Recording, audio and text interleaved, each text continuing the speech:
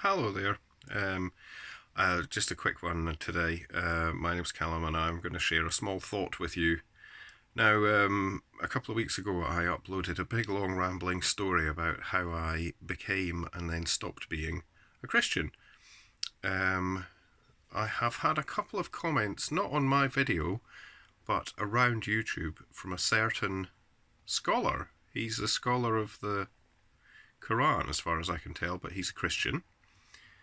And he has made several rude remarks in the comments intimating that I was never a Christian, which is bizarre to me. I mean, I remember being one.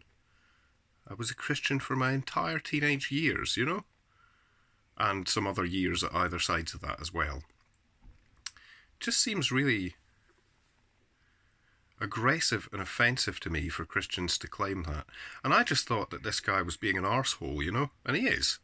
But I was just watching the conversation between Apologia and Eric Hovind, and about 10 minutes in, and I'll put the link in the description in case you want to see it, about 10 minutes in, Eric Hovind casually comments that it's hard for him to see Apologia as having ever been a real Christian. And Paul Enns, Apologia, comes from an intensely Christian background. If you watched any of his videos, you know that he was a Christian. But it seems to be, and this is my thought, and maybe millions of you have already seen this as obvious, but it does seem to be that Christians really can't accept that anyone could leave Christianity. They have to tell themselves, you were never even a real Christian to start with. Their faith is so fragile that they can't accept that other people might come to a different conclusion than them.